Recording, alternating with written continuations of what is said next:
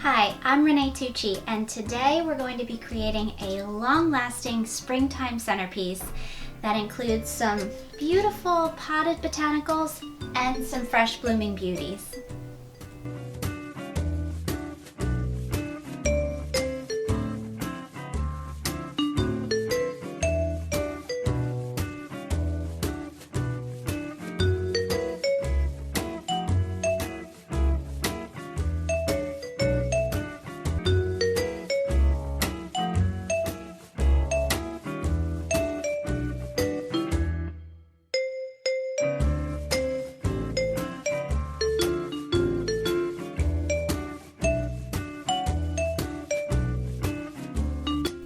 To start with, let's talk about our vessel.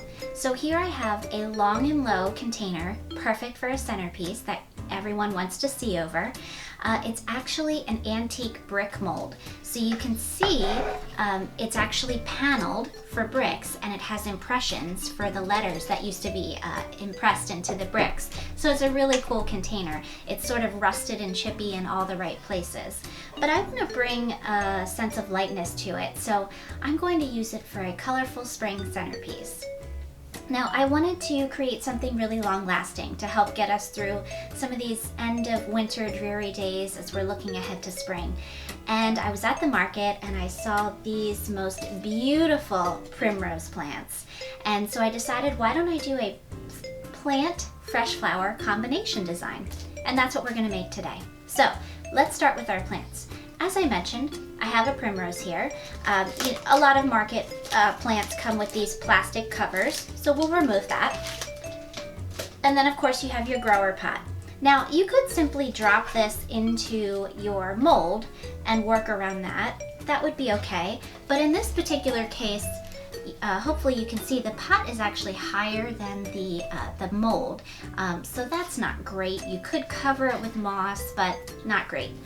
Additionally, this is not a watertight container and we don't want to ruin it. So anything with drainage holes is not going to be good. As we maintain and care for the plants and water them, it's going to kind of, push out and ruin the container, and we don't want to do that. So of course, you could actually line the container with some sort of polyfilm that will keep the hydration in and will stop it from ruining the container. Another option is to actually take the plant out of its grower pot and drop it in a plastic zip top bag. And so that's what I'm going to do here today. This is really, really great for temporary designs, specifically like event work and things like that, or even short-term rental situations. If you happen to be in the flower industry and you're creating temporary designs for folks, you can squish plants together in these bags, get them back after the event, and take them back out of their bags, put them back in a pot, and you're good to go again. The other reason that I like using the plastic bag over the grower pot is that it allows us a little more, as I said, squish freedom. So we're able to kind of press them into each other and fit more together without being held back by the pots and whatever give they don't have. So I've got a little plant care tag here I'm going to remove. And I've got, as you can see, I've got the primrose in the zip top bag. I'm going to go ahead and fold that down and just make sure that it's not going to be seen over the edge of my brick mold. But I do know that it's really going to keep the hydration in well. It's going to keep my roots moist, and it won't need a whole lot of watering because it really holds the water in. Okay, so I've got my primrose all set up in my plastic bag, and I'm going to set that in. Now I have a few more ready to go. So I've got a beautiful white one. One of these smells really good. One of these colors is very, very fragrant. Let's see, is it the pink one? It might be the yellow one. They're just simply the loveliest. Let's see. And so I've got 2 pink, 2 yellow, and 2 white. So I've just arranged them in what I find to be a pleasing pattern, sort of alternating them.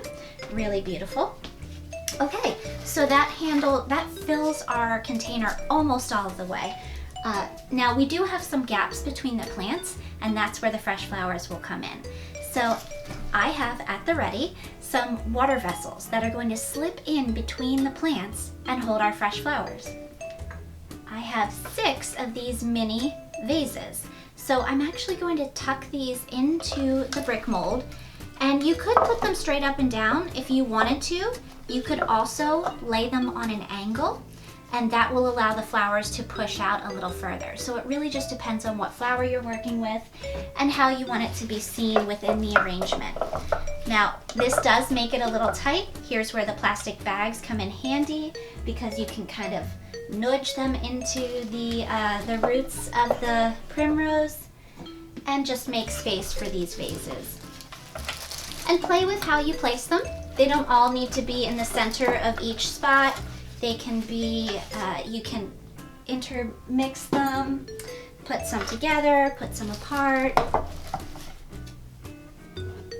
Now I've chosen these little vases because number 1, they fit perfectly here, and number 2, they really have a beautiful well down below that's going to allow a lot of hydration for our flowers. Moving on to our flowers, I have chosen some really long-lasting varieties, super fresh, and I know they're going to last a long time, which is perfect for this design because our plants are going to last a long time as well. Don't forget to fluff out your primrose. If you have any leaves that are wanting to frame themselves up, just fluff them down, fill in the spaces. Okay, so I'm going to create monobotanical clusters in these vases, and that just means all one type of flowers. And I have quite a few to choose from behind me. So let's start with the daisies. I wanted to, again, create a punch of color, so I chose all colorful flowers. These are just regular, traditional chrysanthemums, flower shop daisies. Now, they're very full and beautiful in this state, a little too full. So what I'm going to do is actually trim these laterals, these side shoots, from the main stem. So I've got a good pair of clippers here, and I'm just going to, I can work on top of my plants here. Just going to trim them apart. So now I've got all separated laterals. And they're much shorter, but they're still long enough to go into our vases and have a perfect amount of water. So you want to make sure you clear the stems if there's any little leaves or anything. You want to make sure you're working with a clear stem. And I'm actually going to take the daisies and just form a little bundle with them right in my hands, just like this. And actually, you know what? I'm going to go ahead and separate a second stem so that I can make my bundle a little beefier.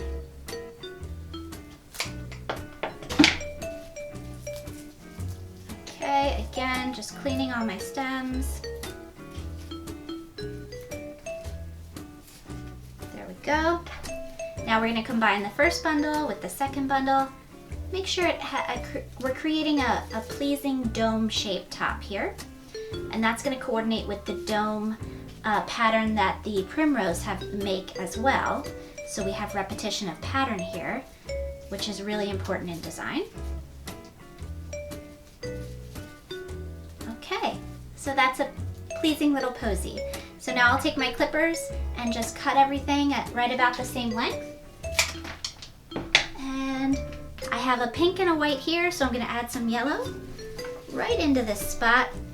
We're going to press it down in, and that adds just a pop of color there. Okay, let's move on to our next monobotanical. And we'll go with yellow again. So here I have some solidaster, or solidago as it's known in the floral world. This is a very common accent filler that's used in a lot of bouquets, but again, very long lasting. This happens to be super fresh, so all these little buds are going to open up and be really fluffy in just a matter of days. So this is going to be perfect in our long-lasting centerpiece design. So again, I'm just making a grouping of these. And actually what I'd like to make with these is a cluster. And where groupings and clusterings are different is that groupings, each element still maintains its individuality and you can still make it out, but clustering, with clustering you actually put them so tight together that you can't really distinguish one stem from the other. And that's most easily accomplished, that look is most easily accomplished with flowers that are really fluffy, like carnations, hydrangea, even solidago, things like that. So it gets to a point where you can't quite tell one from the other. That's a cluster. Okay, so again, I've created a nice little posy, put some a little taller than the other so that we have some nice doming and dimensions. And I'm going to add this one on our other side. So I have the vases facing both forward and backwards, as a, you know, depending on how you're looking at this centerpiece. So we've got some fresh flower coloring on all sides. All right, I've got some beautiful garden roses here. So I'm going to do the same thing with these, where I'm simply going to strip all of the leaves off of the stem. And prior to coming on today, I have conditioned these with a great fresh cut. I got them in the hydration solution. I've given them some flower food, so they are ready to really perform for me. Okay. All right, with this little cluster of 5, again, I was able to turn the roses to face them in the different directions so that I get a nice mounded or domed look. I'm gonna take my clippers and cut these into a small, shorter posy, and we're gonna do this one right in the front. There we go. And that's just giving a little bit more height. It's slightly taller than the Primrose, but that's okay. We're creating little mounds throughout this look. Next up, I've got some green spider mums. These are also from the chrysanthemum family, and they're also known as Fuji mums. So I'm just going to, because these are a larger head, I'm just going to use 3 of these. Again, group those together. We may be able to call this a cluster because they do start to blend together. And cut this into a smaller bit. All right. I think I'm gonna put these right on the other side of my orange roses here for a punch of that citrine green right in the center. Okay, I've got 2 vases left that have no flowers in them. So I'm gonna fill both of those with these beautiful 2-tone carnations. Again, very long-lasting flower, perfect for this design. So I've got 6 stems here. I'm gonna do the same thing, except before I do that, I just wanna make sure these carnations are as open and as showy as possible. So I'm just gonna squeeze the flower right underneath the head, and when I do that with my other hand, I'm gonna just fluff those petals open. Now you can't do this with every flower, but carnations take it just fine. It does not diminish the life of the flower, it simply lets them be as showy as they can possibly be. Okay. As I'm arranging them in my hand, again, I'm going for that mounded petite posy look. I'll go ahead and give these a trim. And these will be a nice pop of color on our ends.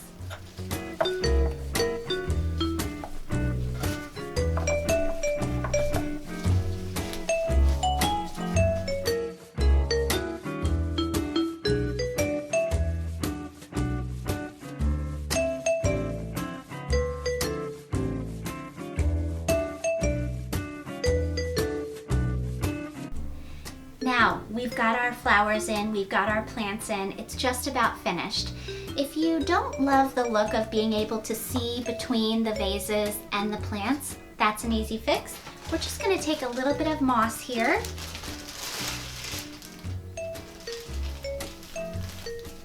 So this is Spanish moss, and it's actually been color enhanced to be green. And I'm just gonna simply take that and tuck that in around my border. And you can actually stretch it and really get a lot of mileage out of it. A little bit goes a long way.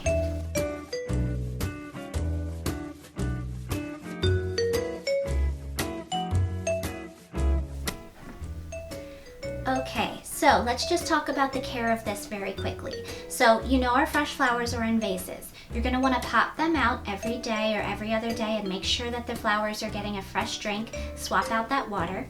And when you water your primroses, do not overwater because, as I said, when we took them out of the pots and put them in the Ziploc bags, there's nowhere for the water to drain.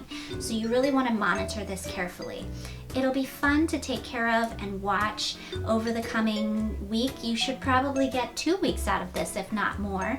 And you can swap out the fresh flowers as needed, or even the plants. This is a great centerpiece to keep around and change up as one thing fades, pop in something fresh. It's really fun. Now let's just talk about the techniques we used in this design quickly. We actually created groupings with our roses where we have bundled them all together in a monobotanical group, and you can still distinguish one from the other. And we've created clusters specifically with our carnations where again we've bundled them together, but it's difficult to distinguish one from another because of how the flowers fold into each other. And then lastly, with each cluster and with each primrose, we've created the pillowing technique, which is often used in basing for different flower designs, but it's where your flowers make what they sound like, pillows. And you can really see depressions between each cluster of flowers or each grouping of flowers. So those are the techniques used in this design. I think it's a really beautiful, effective centerpiece. I hope you've learned a tip or technique and that you have a great day.